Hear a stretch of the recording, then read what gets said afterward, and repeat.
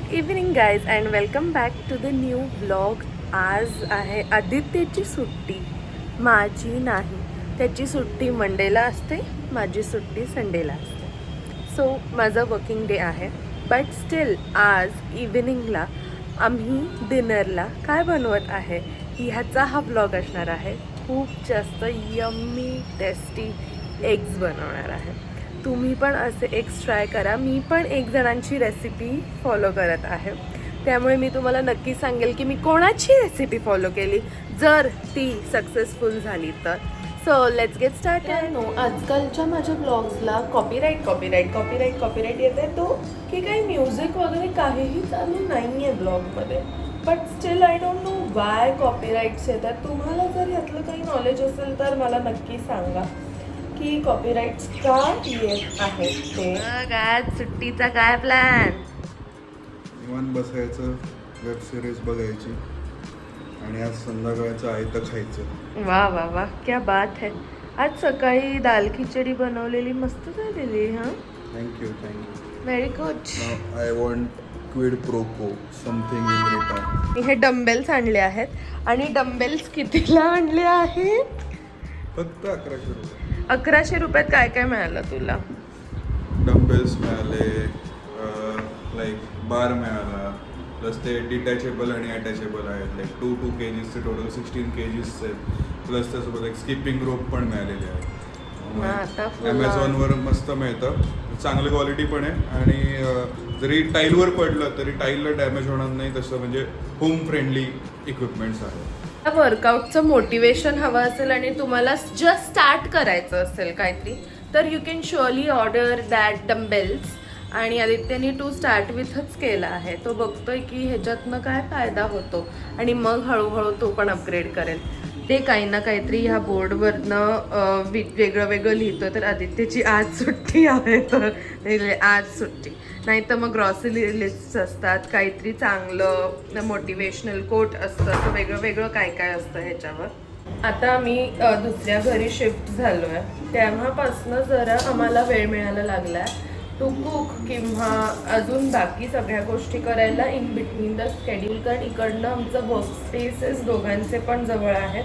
म्हणजे जे मी प्रोफेसर म्हणून शिकवायला जाते एका कॉलेजमध्ये ते पण जवळ आहे आणि बाकी सगळी कामं इकडनं जवळ आहेत. सो त्यामुळे आम्हाला थोडा ब्रीदिंग टाईम पण मिळायला लागला आहे की काय काय नवीन गोष्टी ट्राय करायला. दॅट इज वाय आता आम्ही ठरवलेलं आहे दोघांनी मिळून की आम्ही जास्तीत जास्त व्लॉगिंग पण सुरू करणार आहे यूट्यूबवरती आणि कॉन्टेंट बनवायला सुरू करणार आहे. कसं काय होतंय ते माहिती नाही आहे. Step by step, day by day आम्ही हळूहळू छान प्रयत्न करू आणि मला तुमचा पण सपोर्ट लागेल ह्यामध्ये. जर तुम्ही छान छान कमेंट्स केले तर थोडं मोटिवेशन मिळतं. त्यामुळे प्लीज गाईज, काय ब्लॉग्समध्ये आवडतंय नाही आवडतंय तुम्ही नक्की कमेंट बॉक्समध्ये मला सांगा, म्हणजे मला तसे ब्लॉग्स बनवता येतील. मला पण थोडा गाईड मिळेल की तुम्हाला कुठल्या प्रकारचे ब्लॉग्स आवडत आहेत. तुम्हाला असे डेली रुटीनमध्ये आम्ही काय करतोय तसे ब्लॉग्स आवडतात का, तुम्हाला असं काहीतरी ट्रॅव्हलिंगचे हवे आहेत, फूड प्लेसेसचे हवे आहेत. तर हे सगळं तुम्ही जर आम्हाला सांगितलं. इंटेरियर डिझायनिंगचे हवे आहेत, कारण मी इंस्टाग्रामवर पूर्ण इंटेरियरचा कॉन्टेंट बनवते, तर त्याच्या रिलेटेड काही तुम्हाला हवं असेल तर तुम्ही मला नक्की कमेंट्समध्ये सांगा, म्हणजे मी तसे व्हिडिओज बनवत जाईल. मी एकदम बारीक चिरलेला कांदा घेतला, त्याच्यासोबत थोडी मिरची पण चिरली आहे. 2 कांदे आणि 2 मिरच्या असं करून ते केलं आणि एक टोमॅटो घेतला आहे. आता आपण फोडणी टाकूया. तूप घेतलं आहे, स्पेसिफिकली तुम्हाला तूपच घ्यायचं आहे. तूप घेऊन त्याच्यामध्ये कांदा आणि मिरचीचं जे आपण एकदम फाईनली चॉप केलेलं ते तुम्हाला थोडंसं सॉटे करायचं आहे. सॉटे तिथपर्यंतच करायचे जिथपर्यंत थोडेसे ओनियन्स पिंक होत नाही. एकदा काही ओनियन्स थोडेसे जरी पिंक झाले तर लगेच टोमॅटो टाकायचा. पण घातला आहे आणि मी थोडं सॉटे करतेच आहे, पण एका साईडला सीझनिंग पण टाकायचं आहे. एकदम पिंच हळद पावडर टाकायची आहे. त्यानंतर मला तो कॅमेरा आणि हे दोन्ही नाही येते करतात. तिखट थोडं जास्त टाकते पण केअरफुली, कारण मिरच्या पण टाकल्या आहेत. त्यानंतर तुम्हाला गरम मसाला थोडासा 1/4 आणि 1 टेबलस्पून ओरिएंडर पावडर हे टाकायचं. मसाले घालून आता जरा ते व्यवस्थित फ्राय करायचे. आणि जर तुम्हाला असं वाटलं की मसाले जळायला लागलेत तर तुम्ही थोडं गरम पाणी घालून परत एकदा त्याला हे करू शकता, सॉटे. थोडं पाणी टाकून मी परत एकदा त्याला सॉटे करते आहे. पण ते एकदम असे एक क्रंच नाही जायला पाहिजे त्याचा, एकदम थोडे थोडे कुक करायचं. जास्त पण कुकिंग नाही, अगदी हार्डली 2 to 3 मिनिट्स. मग ते झाल्यानंतर थोडंसं कच्चापणा मसाल्यांचा गेल्यानंतर त्याच्यामध्ये टाकायचं आहे मलाई और फ्रेश क्रीम. रबरची साय असते ना त्याला जरा असं फेटून घेतलं तर हे आता टाकायचं आहे त्यामध्ये. आणि आता तुम्हाला जास्त वेळ त्याला कुक नाही करायचं.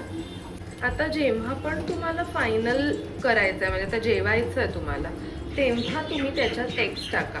पण एग्स टाकायची पण एक टेक्निक आहे, तर ती मी तुम्हाला सांगेलच जेव्हा मी एग्स टाकेल तेव्हा. पण आत्ता तरी आपण इथेच थांबूया आणि बाकीच्या सगळ्या गोष्टी करूया. जसं मध्ये मला पण काम होतं, थोडं एडिटिंगचं काम होतं, व्हिडिओजचं वगैरे वगैरे.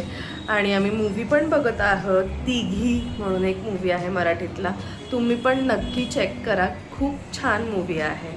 द एग्स, आता मी हे एग्स, ह्याची एक टेक्निक आहे.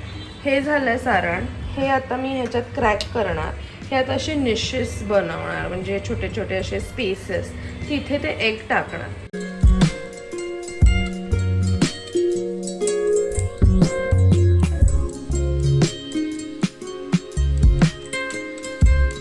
असे फुल नाही कुक करायचे, फक्त साईडचा जो व्हाईट पार्ट आहे ना तो कुक झाला पाहिजे. आणि बाकी हे जे एग योक आहे ते तसंच राहिलं पाहिजे.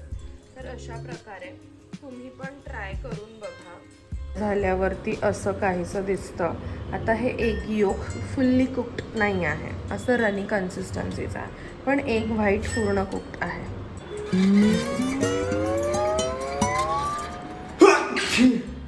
करून सांगतोय की खरंच कसं झालं. तर ना ह्याची एक ट्रिक आहे की तुम्ही ते ब्रेडवर टाकल्या लगेच खायला पाहिजे. जर तुम्ही ब्रेडवर टाकल्या लगेच खाल्लं नाही तर ते असं ब्रेड सॉगी व्हायला लागतो.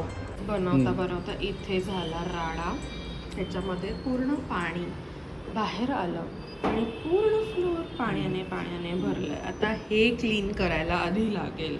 परत क्लीन केलं, पाणी पुसलं आणि फायनली झालं. इतका वेळ मी ते पाणी कलेक्ट करत होते, पुसत होते, कलेक्ट करत होते, पुसत होते, इतका वेळ गेला त्यामध्ये. त्याच्यानंतर पूर्ण किचन क्लिनिंग केलं आणि आता एवढी दमली आहे. पण मी तुम्हाला सांगणार आहे मी कुठली रेसिपी फॉलो केलेली.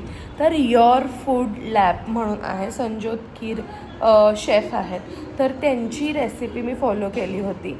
आणि एकदम टॉप टू बॉटम पूर्ण रेसिपी मी फॉलो केलेली आणि खूप छान झालेलं आहे. हे तुम्ही ब्रेकफास्टला पण आयटम करू शकता किंवा असं लाईट डिनर करायचं असेल तर तुम्ही हा ऑप्शन चेक करू शकता. पण तुम्हाला जर हा व्लॉग आवडला असेल तर माझ्या चॅनलला सबस्क्राईब करायला विसरू नका. बेल आयकॉनवर क्लिक करा म्हणजे जेव्हा केव्हा मी नवीन व्हिडिओज टाकत राहील तुम्हाला त्याचं नोटिफिकेशन येईल.